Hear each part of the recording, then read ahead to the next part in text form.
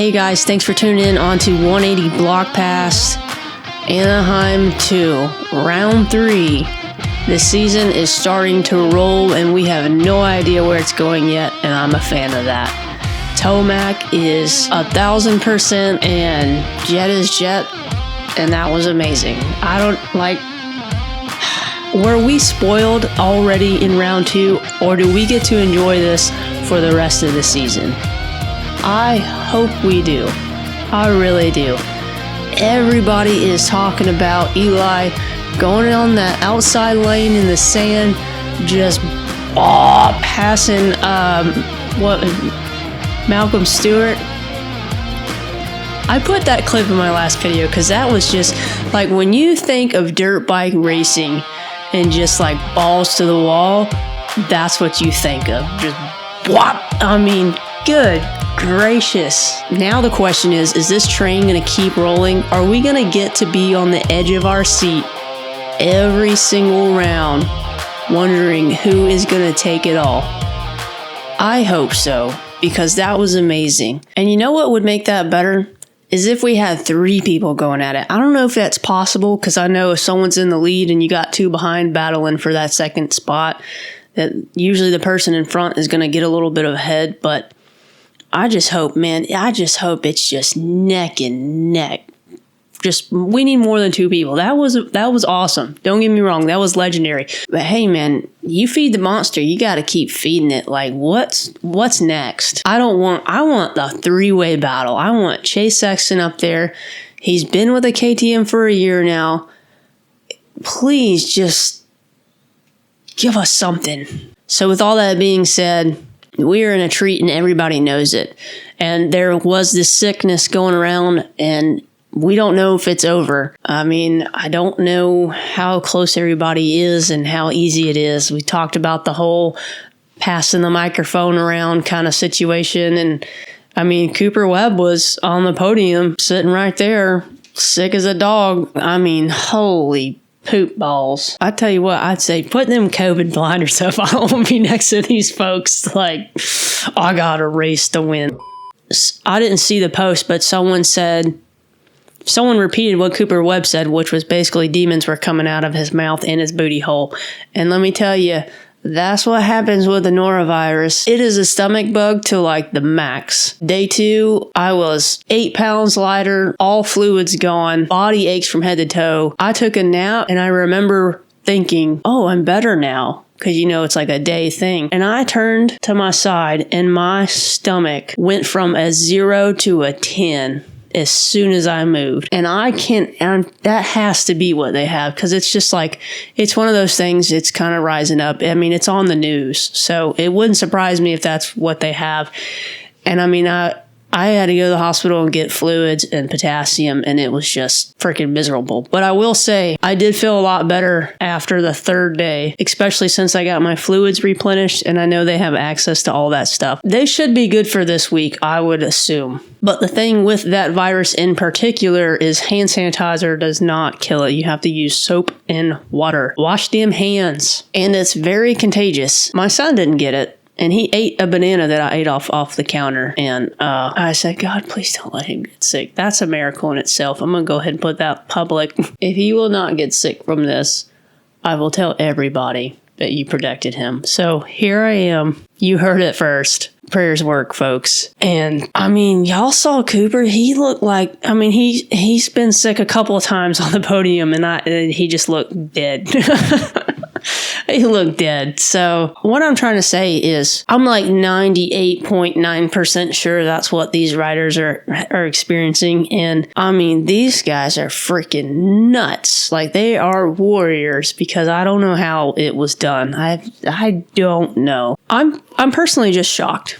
And I would love for somebody to shed some light and say, you know, they probably didn't really go to the doctor and get it diagnosed, but it has to be. There's no way it's not. So besides this sickness, the injury list is rather low for the 450 class, which is good to see. Aaron Plessinger did get hurt on the quad last week in San Diego, hurting his wrist. It was to be determined if he would be racing, but I just saw that he is in. Ryan Breece is going to be out. He has a torn ACL, but he is definitely working on it. I've seen some Instagram posts of some physical therapy, strengthening exercises, stuff of that nature. So these guys do this stuff all the time, and they do it for a living. So I would not be surprised if he didn't come back for Glendale. And if not Glendale, I'm sure we'll see him in Tampa. But time will tell. Speaking of Tampa, Christian Craig will return for Tampa. So we have A2 and Glendale before we see him put work on the Yamaha Star Racing bike. I'm curious to see how he does on this bike, because in the 250s he was ripping, and on the Husqvarna that Husky wasn't barking. So we will see what happens. Hopefully we'll see him back up there on the list. We do know the field is stacked, but it is what it is. You're gonna get up there or you're not. So we'll see how that pans out. So as of right now, the only thing in question is Jason Anderson, 100% healthy. Did some research, did not find anything. So no news, I think, is good news. And if he did end up getting sick that day, I think he should have recovered by now, if it was what I think it was. So before we get going on our predictions with the 450 class, there was a reel that I saw going around, and I think it's worth noting. Did you guys see that reel where they were doing that grip machine to see how much force you had? And when you pulled it in, I'd be curious to see that. Mine's probably like 20. I don't know. So on top was Justin Cooper with a 125.8. Eli shortly after him, a 124. That explains a lot. Justin Cooper has been doing really well, and apparently he can hold on to the bike well. So when it comes to your grip strength, I think that would play a huge role. But then again, how flowy are you with the bike, and how hard do you really need to hold on with your hands? Because you obviously can hold on with your knees and stuff. So there is some more technical things that could go into that, and it might not all be strength, but when you need to hold on, like Tomac around that sand berm, you can. So that's a telltale sign. Cooper Webb with a 115. Little Cole Davies not far behind Cooper Webb with a 110, and Michael Mosman with a 110 as well. Jeremy Martin with 81. Poor guy.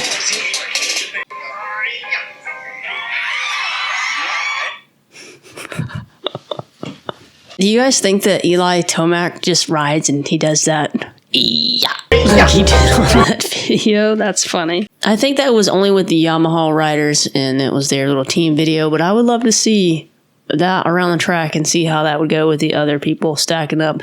I think it would help me with my predictions just a tad. So I know I'm always saying Jett for the win or Jett for the podium at least. I'm firmly going to stick with that. I'm going to say Jett Lawrence for first place. Why? Because he's due for a first place. I mean, probability is on my side at this point. We're in round 3. Jett was close. They got some things figured out with the bike. It is a new frame, but he was so close, and just that battle between him and Eli, like no one was expecting it. There is 2 whip sections on this track, and I think that's going to play in Jett's favor. I thought that I counted 10, but I heard that there was 9. So I'm not really 100% sure on that aspect. Time will tell on that. Nobody is in love with the start and this separation with that jump in the middle. I wonder if it's a Connex box.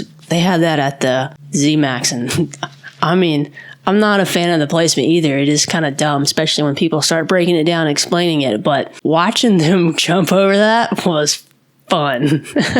I'm just, whoa, whoa, whoa. Oh, man, we were right at the stairs at the Z-Max, like where the bleachers are, right where that Connex jump was. And I just couldn't move from that spot. It was just so fun watching those guys soar from like pretty much ground level. So, you know, those jumps are fun and cool to watch. So out of the gate, I think we're going to see some carnage from that pinch point right there. So there's really kind of a gamble when it comes to writing names down for these picks. And it's kind of up in the air because there is areas for problems essentially. And having 2 of the whoop sections, depending if they're 9 or 10, makes a difference as well. But the dirt is supposedly supposed to be packed in pretty hard, so there shouldn't be too much erosion going on in those sections, and that's probably where we're going to see a lot of our passes. So we'll see who pushes forward and gets ahead. The only thing I could think of is, yes, they're not going to be able to see each other until they get halfway down the runway, essentially, but they're going to know that in the back of their head. So you would think they're going to be maybe more cautious of their surroundings going in. And so I feel like there's two techniques. I'm going to hit the gas and I'm going to get away from everybody as fast as possible and just hope it works out. Or I'm going to know my surroundings and just get through this pinch point and not be so locked in. I don't know. I don't know how that's going to work.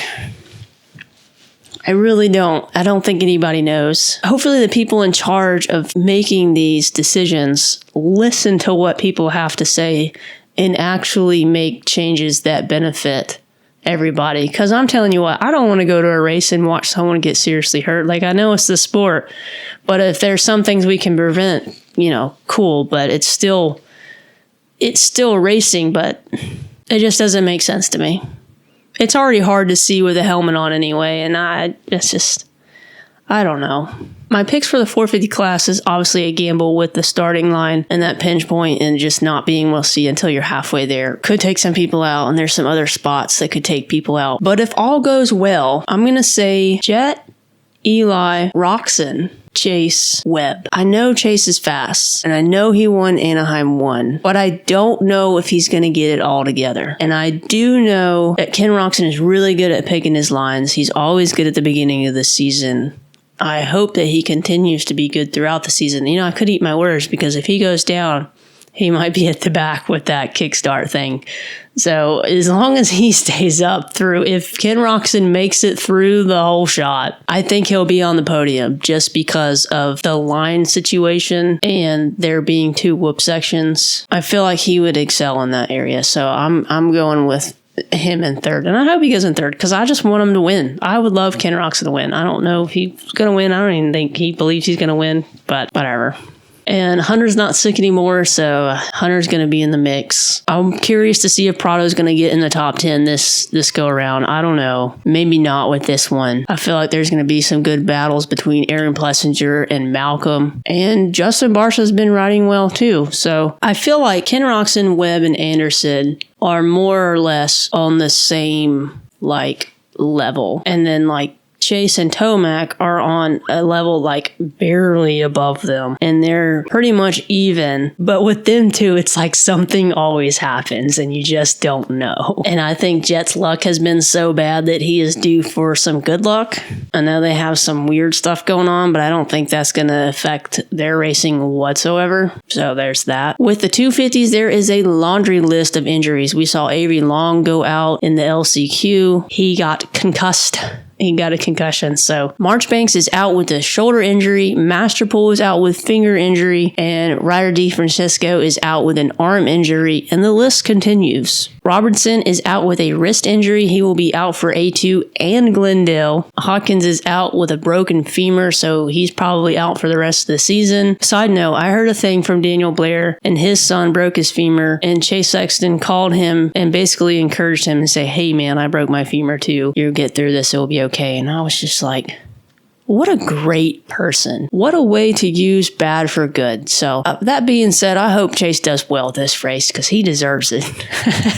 So moving on, to be determined is Jo Shimodia. What I heard is he's going to go out on press day and see how he feels. I still haven't got an update on that. I'm pretty sure today is press day because it's Friday. Let's check one more time. That was 5 days ago. Just keep us wondering, Mr. Joey. Billy Linovich, or whatever his name is, he's the 40-year-old guy. I just think his story and him riding dirt bikes is rad. So I like talking about him, bringing him up. But he has bruised ribs, so his is also to be determined to see how he feels. I imagine he doesn't heal as fast as a young buck. I've had bruised ribs before from a car accident, and that sucked, and I was out for 2 weeks. So, but I'm not like that determined or tough, so I stayed home for 2 weeks.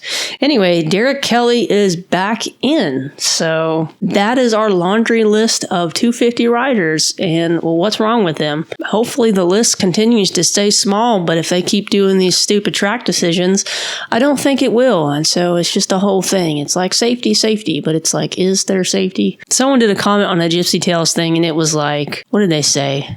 No whole shot devices, no metal grates for takeoffs, and no pit boards. And I said, you know what? If we just stuck to left turns, the sport would really take off. And I thought that was so funny and so clever. Man, they liked it. So I just want to talk about that because I thought that was hilarious. So anyway, back to the picks for my 250 class. With this laundry list of people out that were in the top 5, I'm curious to see what's going to happen. That really kind of narrows it down to 3 people, which this is good for Cole Davies in his rookie season, having these guys out because the dude's fast and he gets off down the line into the hole shot rather quickly. I foresee he might be on the podium again because of this injury list. I feel like there's some riders that I'm forgetting, but he, if anything, I think I'm going to go Cole Davies for 3rd. And then I think we're going to get a good battle between Julian Beaumer and Haiden Deegan. I don't know who's going to be first. I think Haiden is probably really hungry for a first. So that's either going to work for him or against him. And it's hard to say, as long as no one gets hurt. I would love to see a Haiden Deegan and Juju battle like we just saw with Jett and Tomac. So I don't really know who's going to win. Maybe I'll just do it how I kept doing it, how I did it with the 450s. I've been saying Jett's for going to win. And I think Haiden is probably due for a win, and he probably is looking for some redemption. So we're going to go Haiden, Julian, and Cole Davies, and whoever else is left, because they're all on this injury list, so I don't know. Oh, Jordan Smith, duh.